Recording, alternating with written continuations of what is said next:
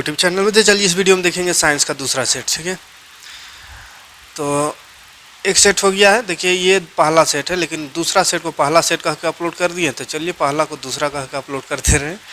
तो कोई भी सेट रहे, एक सेट का दे दिए, ये दूसरा आज, उसके बाद एक और सेट बच गया है ना। तो पहले पहला मिले या दूसरा मिले उससे कोई दिक्कत नहीं, देख लीजिएगा अपना कौन सा सेट है उसी को। तो क्वेश्चन है, ऊर्जा और शक्ति का ऐसा मात्रक। ऊर्जा का ऐसा मात्रक जूल होता है, जूल। शक्ति का ऐसा मात्रक वाट होता है। ठीक है, वाट। ये तो बहुत ही आसान चीज़ है, ये यही हो गया। ठीक है, बाकी क्वेश्चन को देखेंगे, पूरा लिखित मिलेगा, ऐसा नहीं कि ये सब क्वेश्चन जितना है सभी क्वेश्चन का सॉल्यूशन आते हैं। ठीक है, क्वेश्चन तो देख लीजिएगा, क्वेश्चन होगा ही आपके पास, ना हो तो टेलीग्राम मेरा चैनल है उसमें जुड़िए, वहाँ पे आपको मिल जाएगा। यहाँ देखिए क्वेश्चन में आते हैं अब इसका आंसर में। पहला क्वेश्चन तो हो गया, तो ऊर्जा का ऐसा मात्रक जूल और शक्ति का वाट होता है। दूसरा क्वेश्चन है, किसी ध्वनि तरंग की तरंगदैर्घ्य और आवृत्ति उसके वेग से किस प्रकार संबंधित है। ये दूसरा नंबर क्वेश्चन है। तो इसका आंसर हो जाएगा, ध्वनि तरंगों की आवृत्ति, तरंगदैर्घ्य तथा वेग निम्न रूप से संबंधित है। कैसा संबंधित है? तो तरंग वेग बराबर होता है तरंगदैर्घ्य गुना आवृत्ति, यानी तरंग वेग को म्यू से लिखते, ये म्यू पढ़ाता है, यू भी जैसा थोड़ा है ना, बराबर एन गुना लेमडा। ठीक है, या इसको न्यू भी पढ़ते हैं एन को। तो ये फॉर्मूला हो गया, मतलब यही संबंध है, जहाँ एन तरंग यू जो है, ये भी जिसको न्यू पढ़ते हैं, न्यू तरंग का वेग है, और ये एन जो दिख रहा है वो आवृत्ति है, और लेमडा, इसको लेमडा पढ़ते हैं, लेमडा, तो लेमडा तरंगदैर्घ्य है। ठीक है, तो ये संबंध है। तीसरा क्वेश्चन है, कहा क्वेश्चन है H2O का आणविक द्रव्यमान ज्ञात कीजिए, है ना। तो H2O यानी जल का आणविक द्रव्यमान।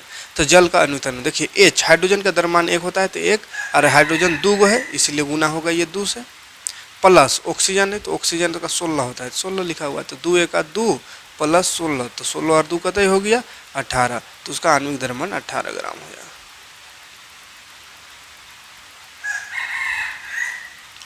आणविक द्रव्यमान 18 U होगा, यूनिफाइड मास है ना, इसको नहीं लिखना है। अगला क्वेश्चन 4 नंबर देखिए। 4 नंबर क्वेश्चन क्या था, एक मोल से आप क्या समझते हैं? देखिए, एक मोल, किसी पदार्थ का एक मोल उसकी वह मात्रा है जिसमें उतने ही कण उपस्थित होते हैं जितने कार्बन 12 समस्थानिक के ठीक 12 ग्राम में परमाणुओं की संख्या होती है। ठीक है, तो ये उसका आंसर हो जाएगा, एक मोल का परिभाषा। 6 नंबर क्वेश्चन, अच्छा 5 नंबर छूटिए, चौथा था वो, ये 5वां नंबर देखिए कहा है। 5वां नंबर में बोला है कि नाइट्रोजन स्थिरीकरण करता है कौन सा जीवाणु? तो राइजोबियम, याद रखिएगा, राइजोबियम। राइजोबियम एक जीवाणु है जो नाइट्रोजन स्थिरीकरण करता है। ठीक है, तो राइजोबियम 5वां नंबर का आंसर हो जाएगा। उसके बाद 6ठा क्वेश्चन है, एड्स कौन सा विषाणु से होता है, यानी कौन सा वायरस से होता है? तो एड्स होता है HIV वायरस से, तो HIV। अगला प्रश्न है 7 नंबर क्वेश्चन, नाइट्रोजन कितना परसेंट है, वायुमंडल में कितना परसेंट नाइट्रोजन गैस है? यही क्वेश्चन है, इतना ही सा क्वेश्चन है कि नाइट्रोजन कितना परसेंट है, लेकिन हम पूरा इसका विस्तार बता दिए, पूरा वायुमंडल में कौन सा गैस कितना है, कहा कि कुछ भी क्वेश्चन पूछ सकता है, ऐसे थोड़ी मॉडल में जो है एकदम सेम वही पूछते हैं ना। तो पृथ्वी के चारों पर पाया जाने वाला गैस का आवरण वायुमंडल कहलाता है, ये 40 किलोमीटर तक पाया जाता है। पृथ्वी के धरातल पर वायुमंडल नाइट्रोजन लगभग 78% है। ठीक है, नाइट्रोजन पूछा है खाली इस क्वेश्चन में, तो 78% आंसर होगा। ऑक्सीजन कहेगा तो 21%, और शेष जो है 1%, और कार्बन डाइऑक्साइड अगर पूछेगा तो 0.033% है। ठीक है, अगला क्वेश्चन है 8 नंबर, ऊर्जा का 8वां नंबर क्वेश्चन कैसा है, देखिए, 1 जूल को परिभाषित कीजिए और उस भौतिक राशि का नाम बताइए जिसका मात्रक जूल है। तो ऊर्जा का मात्रक जूल है। ठीक है, और 1 जूल को परिभाषित करना है, तो 1 जूल को परिभाषित करने का मतलब इसका आंसर हो जाएगा, यहाँ किधर गया, चलिए इसका क्वेश्चन था 1 जूल को परिभाषित कीजिए, तो यहाँ खाली क्वेश्चन में है आंसर, वो भुला गए किधर। चलिए यहाँ पे आंसर बता दे रही, इसको लिख लीजिएगा। ठीक है, एक तो ये जूल किसका मात्रक है वो पूछा है, तो जूल किसका मात्रक है? ऊर्जा का। और इसका परिभाषा 1 जूल को परिभाषित करे बोला है, तो 1 जूल का परिभाषा सुन लीजिए। 1 जूल का परिभाषा अगर लिखना रहे तो किसी वस्तु पर किसी वस्तु पर 1 न्यूटन का बल लगाकर, किसी वस्तु पर 1 न्यूटन का बल लगाएंगे और बल के दिशा में, जिस दिशा में बल लगा उस दिशा में अगर 1 मीटर तक वस्तु विस्थापित हो जाए, विस्थापित होगा कितना, 1 मीटर तक, तब कहेंगे कि 1 जूल कार्य हुआ, ऊर्जा 1 जूल उसका है। तब उसके लिए आवश्यक ऊर्जा जो होगा वो 1 जूल होगा। आया समझ में? तो क्या लिखेंगे, किसी वस्तु पर 1 न्यूटन का बल लगाकर, किसी वस्तु पर 1 न्यूटन का बल लगाकर, जैसे लिख ही देते हैं, किसी वस्तु पर 1 न्यूटन का बल लगाकर उसे बल की दिशा में 1 मीटर विस्थापित करने के लिए आवश्यक ऊर्जा 1 जूल कहलाती है। क्लियर है? स्क्रीनशॉट ले लीजिएगा। आगे बढ़ते हैं, अगला प्रश्न।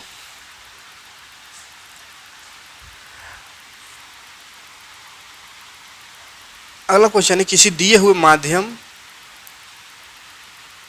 में एक ध्वनि तरंग की आवृत्ति 220 हर्ट्ज है तथा वेग 440 मीटर पर सेकेंड है, तो इस तरंग के तरंगदैर्घ्य का गणना करें। 9 नंबर क्वेश्चन ये है। ठीक है, तो इसका आंसर हो जाएगा, देखिए क्या क्या दिया हुआ, आवृत्ति दिया हुआ जिसको एन से लिखते हैं 220 हर्ट्ज, और ध्वनि की चाल दिया हुआ है, यानी ये भी दिया हुआ है, न्यू जिसको बोलते हैं या म्यू बोलते हैं, 440 मीटर पर सेकेंड, और ध्वनि तरंग यानी लेमडा निकालना है। तो लेमडा का फार्मूला अभी आया था, ये फार्मूला है ना, म्यू बराबर एन गुना लेमडा होता है।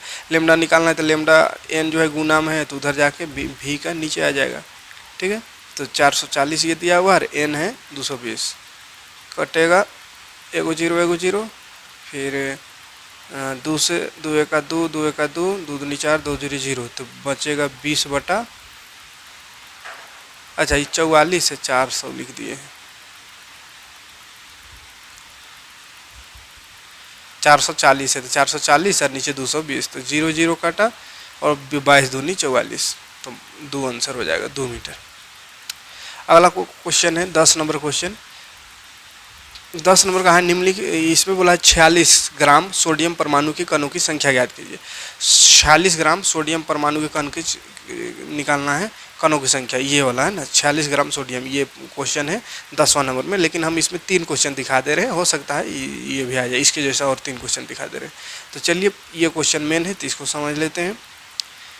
देखिए, परमाणु संख्या बराबर होता है प्रदत्त द्रव्यमान यानी दिया हुआ द्रव्यमान बटा मोलर द्रव्यमान गुना अवोगाड्रो संख्या। ठीक है, तो दिया हुआ द्रव्यमान को m से लिखते हैं और मोलर द्रव्यमान बड़ा m से, गुना n0 ये अवोगाड्रो नंबर लिखते हैं। ठीक है, और यहाँ संख्या अणुओं की संख्या या परमाणुओं की संख्या होगा n मतलब।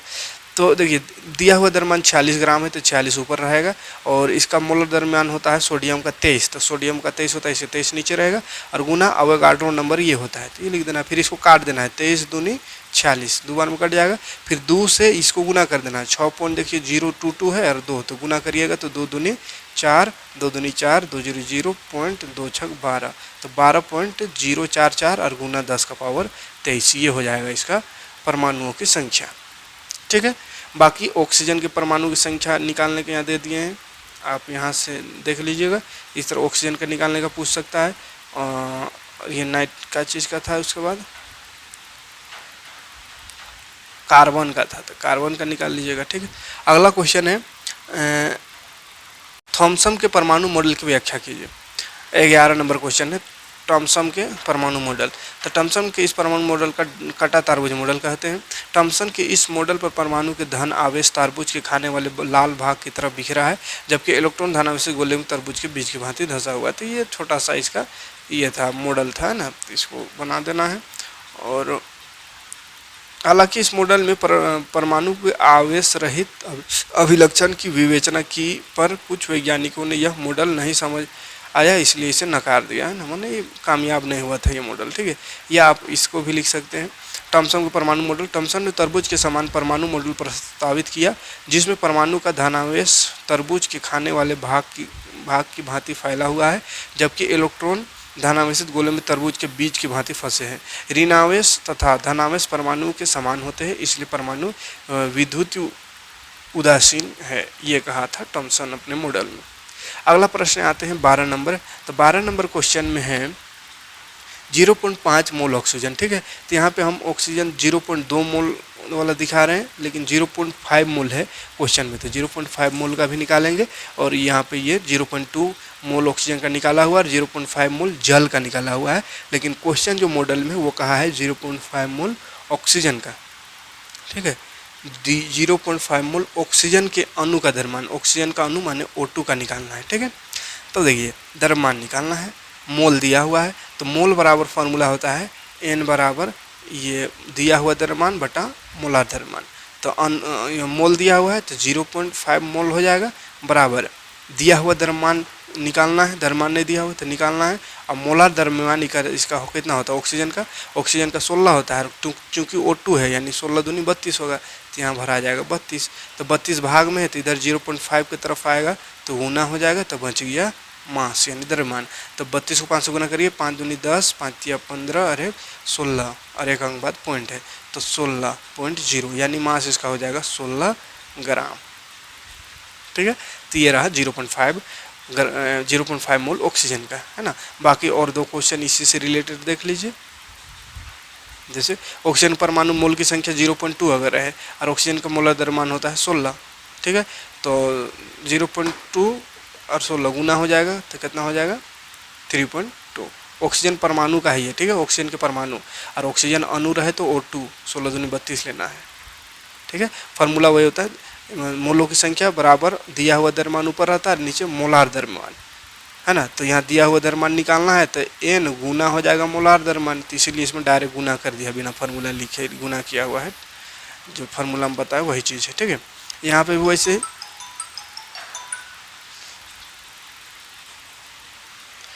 तो जल का मोल द्रव्यमान, जल का क्या होगा देखिए, हाइड्रोजन H2O जल हो गया तो हाइड्रोजन का एक होता है 2 है तो 2 हो गया, ऑक्सीजन का 16 तो 16 और यहाँ 2 तो 16 और 2 हो गया 18।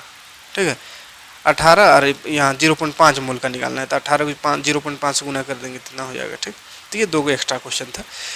अगला क्वेश्चन है तो इसमें प्रतिरक्षीकरण क्या है, 13 नंबर में ये क्वेश्चन है। तो प्रतिरक्षीकरण क्या होता है, देखिए इसका आंसर, हमारे शरीर में प्रतिरक्षा तंत्र होता है जो रोगाणुओं से लड़ता है। जैसे ही कोई संक्रामक रोगाणु शरीर के अंदर प्रवेश करता है तो हमारे शरीर की विशिष्ट कोशिकाएं सक्रिय हो जाती है, और यदि ये रोगाणुओं को मार देती है तो हमें रोग नहीं होता। हम टीकाकरण द्वारा प्रतिरक्षा तंत्र को मजबूत कर सकते हैं। टीकाकरण का सामान्य नियम यह है कि हम शरीर में विशिष्ट संक्रमण प्रविष्ट कराकर प्रतिरक्षा तंत्र को मूर्ख बना सकते हैं।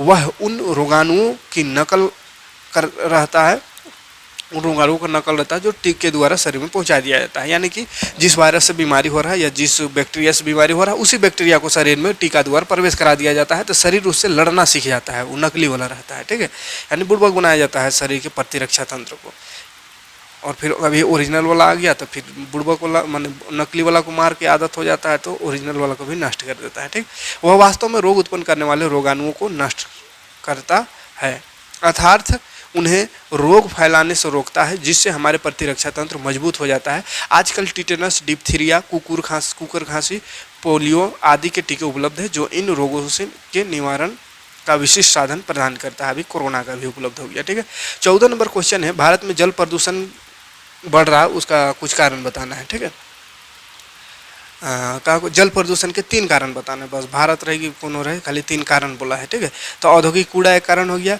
कृषि क्षेत्र में अनुचित गतिविधियाँ ये कारण हो जाएगा, मैदानी इलाकों में बहने वाले नदियों के पानी की गुणवत्ता में कमी, यानी नदी में कचरा उचरा बहा दिया जा रहा है, वो काम हो सकता है कारण। 3 को तो हो ही गया, लेकिन और कारण लिख दीजिए। सामाजिक और धार्मिक रीति रिवाज, जैसे पानी में शव को बहाने, नहाने, कचरा फेंकने, ये सब से होता है। जहाज़ों से होने वाले तेल का रिसाव, इससे भी पानी प्रदूषण होता है। ठीक है, अगला प्रश्न है गतिज ऊर्जा क्या है, पूरा डिफिनेशन लिखना है, 5 नंबरी क्वेश्चन है भाई, तो पूरा लिखना होगा और इसका सूत्र भी निकालना होगा। ठीक है, तो गतिज ऊर्जा क्या है पहले लिखते, किसी वस्तु की गतिज के कारण प्राप्त ऊर्जा को या गति के कारण कार्य करने की क्षमता को गतिज ऊर्जा कहते हैं। उदाहरण तो बहुत सारा है, गतिशील क्रिकेट बॉल, बहता हुआ पानी, एक गतिशील गोली, बहती हुई हवा, ये सब उदाहरण हो गया। उसके बाद फार्मूला मेन है, इसका सूत्र निकालना। तो गतिज ऊर्जा का सूत्र देख लीजिएगा, अगर m द्रव्यमान की एक वस्तु एक समान वेग यानी u से गतिशील है, इस वस्तु पर एक नियत बल F यानी फोर्स विस्थापन की दिशा में लगता है और वस्तु s दूरी तक विस्थापित हो जाती है, इसका वेग u से भी हो जाता है, तब त्वरण a उत्पन्न होगा। तो त्वरण किया गया कार्य बराबर फार्मूला होता है W बराबर Fs है, फोर्स इंटू डिस्प्लेसमेंट। तथा F बराबर एक फार्मूला हम जानते हैं, F/ma, मास गुना एक्सेलरेशन। तो गति के तीसरे नियम के अनुसार u, v, s और a में निम्न संबंध है। क्या संबंध है? v² माइनस u² बराबर 2as।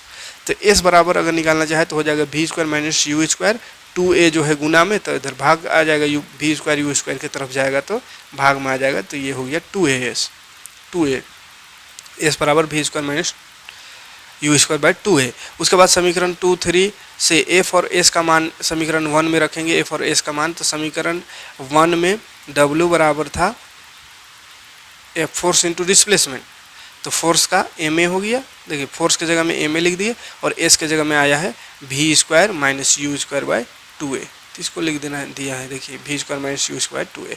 अब इसको सोल्व कर देना है, a और a कट जाएगा, नीचे और ऊपर a दोनों में a है तो a तो कट गया, तो बच जाएगा m, या a को नहीं काटना है, देखिए m Guna v² minus u² / 2a। a को काट देना है, ठीक है, a को काट ही देंगे, a कट गया, यहाँ कुछ नहीं बचेगा। देखिए ये जो है यहाँ से a कट जाएगा, ये कहाँ से आई थी समझ में, a कट गया, ऊपर नीचे है तो बच जाएगा m, यहाँ a नहीं है, ठीक है, m v² माइनस u² / 2। तो इसको बढ़िया से लिखेंगे तो हो जाएगा 1/2 बाहर m और v² माइनस u², तो 1/2 m v² माइनस u² में u बराबर 0, कहे कि रुका हुआ रहेगा तो विराम अवस्था में u 0 होता है प्रारंभिक में, तो u 0 अगर लगा देंगे तो 0 बन जाएगा, बचेगा 1/2 m v², ठीक है। तो ये इसका आंसर हो जाएगा। अगला क्वेश्चन है, यहाँ पे लिखो, देखिए kinetic energy half m v²। अगला है आवर्तकाल और आवृत्ति का डिफिनेशन लिखना है। हाँ, एक तरंग की आवर्ती और आवर्तकाल को परिभाषित करें और तरंग की तरंगदैर्घ्य, आवृत्ति और वेग से क्या संबंध है, ये तीनों में क्या संबंध है वो लिखना है, ठीक है। तो इसका पहले डिफिनेशन, आवर्तकाल 16 नंबर ये है, ठीक है। आवर्तकाल एक दोलन पूरा करने में लगे समय को आवर्तकाल कहते हैं, और आवृत्ति क्या है, 1 सेकंड में उत्पन्न दोलनों की संख्या को आवृत्ति कहते हैं। ये तो डिफिनेशन हुआ। अब ये तीनों में संबंध क्या है, किसी ध्वनि की तरंगदैर्घ्य, आवृत्ति और उसका वेग में किस प्रकार संबंध है। तरंगदैर्घ्य, आवृत्ति और वेग में निम्न रूप से संबंध है। कैसा, तो ये वाला क्वेश्चन इससे पहले भी एक आया था, तो वही संबंध है, ठीक। अगला क्वेश्चन है समस्थानिक क्या है वो बताना है और इसका उपयोग भी बताना है। 3 उपयोग हैं। पहला 17 नंबर में 2 क्वेश्चन है, ए और बी करके। तो एम बोला समस्थानिक क्या है उसका डिफिनेशन लिखना है, और बी में बोला इसका उपयोग। तो देखिए समस्थानिक क्या होता है, एक ही तत्व के वे परमाणु जिनके परमाणु संख्या समान परंतु द्रव्यमान संख्या भिन्न भिन्न हो तो उसको समस्थानिक कहते हैं। उदाहरण के लिए क्लोरीन के 2 समस्था है, एगो 17 नंबर में आता है जिसका 35 होता है, और एगो और 17 नंबर में आता है लेकिन इसका द्रव्यमान 37 होता है, ठीक है। तो ये सब बहुत सारा एग्जाम्पल दिख रहा हो यहाँ पे। क्लोरीन संख्या 35 हो, परमाणु संख्या 17 हो, या क्लोरीन 17 37 एक होता है जिसमें द्रव्यमान संख्या 37, परमाणु संख्या 17 है। तो परमाणु संख्या सेम है लेकिन द्रव्यमान संख्या अलग अलग हो तो उसी को समस्थानिक कहते हैं। इसी तरह हाइड्रोजन में होता है, हाइड्रोजन का सब में परमाणु संख्या तो 1 1 है। देखिए नीचे वाला परमाणु संख्या होता है सब में 1 है, लेकिन द्रव्यमान देखिए एक ठो का 1 है, एक ठो में 2 है, एक ठो में 3 है। द्रव्यमान संख्या तीनों का अलग अलग है। इसी तरह कार्बन का भी समस्थानिक होता है। कार्बन एगो 6 नंबर में, दूसरा भी 6 नंबर में है, लेकिन एगो का 12 होता है, एक ठो का 14 होता है द्रव्यमान है। तो इस तरह से ये होता है। उसके बाद इसका उपयोग बोला है, समस्थानिक का उपयोग। तो ये बी नंबर समस्थानिक उपयोग देखिए, यूरेनियम के एक समस्थानिक का उपयोग परमाणु भट्टी में ईंधन के रूप में किया जाता है। कैंसर के उपचार में कोबाल्ट का एक समस्थानिक का उपयोग किया जाता है, और घेंघा रोग का उपचार में आयोडीन के समस्थानिक का उपयोग किया जाता है, ठीक है। अगला क्वेश्चन है जल चक्र। जल चक्र बोला है चित्र द्वारा पूरा बढ़िया से विस्तार से बताइए, वर्णन करें। 18 नंबर क्वेश्चन। तो जल चक्र जानबे करते होंगे कहा है, जल जीवधारियों के लिए अनिवार्य पदार्थ है। जीवधारियों के शरीर से बड़ा अंश लगभग 80-90% जल होता है। जीवधारी जल को वायुमंडल या भूमि से प्राप्त करते हैं, और सौर ऊष्मा के कारण झीलों, तालाबों, नदियों, समुद्र आदि का जल जलवाष्प बनकर वायुमंडल में एकत्रित हो जाता है और बादल बनते हैं, जिनसे वर्षा, ओलावृष्टि के रूप में जल पुनः पृथ्वी पर वापस आ जाता है। मृदा जल को अवशोषित कर पौधे प्रकाश संश्लेषण क्रिया करते हैं तथा शेष जल पत्तियों और खुले भागों द्वारा वाष्पोत्सर्जित होकर पुनः वातावरण में पहुँच जाता है। जंतु जल का उपयोग भोजन में तथा पीने में करते हैं तथा मूत्र के रूप में भी उत्सर्जित करके वापस वातावरण को पहुंचाते हैं। जीवधारियों के श्वसन से भी जल वातावरण में लौटता है। जीवधारी की मृत्यु के पश्चात अगभट्टों द्वारा जल वापस वातावरण पहुंच जाती है। इस प्रकार जीवधारी जितना जल वातावरण से प्राप्त करता है, किसी न किसी क्रिया द्वारा वापस वातावरण को भी दे देता है। ठीक है, तो ये जल चक्र इस तरह से होता है, माने जल जहाँ से वहीं चल जाता है, फिर से वही वापस आता है। तो ये फोटो बनाने बोला है, तो ये फोटो इस तरह से बना दीजिए जल चक्र का। बच्चा वाला नहीं बनाना है, पहले बच्चा में जल चक्र दिखा देते, ऊपरे तीर के निशान यानी पानी ऊपरे गया फिर नीचे आया, वही जल चक्र नहीं, थोड़ा विस्तार से लिखना है। 19 नंबर देखिए, संक्रामक और असंक्रामक रोग में अंतर बोला है, लास्ट नंबर। ठीक है, तो संक्रामक रोग, यह रोग हानिकारक सूक्ष्म जीवों या रोगाणुओं द्वारा होता है, और ये रोग परजीवी जीवधारियों के कारण, पोषक तत्वों की हीनता के कारण या उपापचय त्रुटियों के कारण होता है। यह संक्रामक में अब लिखिएगा, रोगाणु वायु, जल, भोजन, कीट या शारीरिक संपर्क द्वारा रोगी व्यक्ति से स्वास्थ्य व्यक्ति में पहुंचता है, जबकि ये रोग किसी व्यक्ति से स्वास्थ्य व्यक्ति में नहीं फैल सकता है। असंक्रामक रोग, संक्रामक रोग सीधे संपर्क द्वारा इसका प्रसारण होता है, मैंने फैलता है, यह प्रसारण नहीं होता है, नहीं फैलता है। यह रोग व्यक्ति के स्वास्थ्य व्यक्ति से संचारित होता है, मैंने फैलता है, वही कारण ये नहीं, रोगी से स्वास्थ्य में नहीं जाता है। जैसे संचरण रोग है एड्स, संक्रमित रोग आ रही है मैरेम का बीमारी है मैरेस्मस। तो ये रहा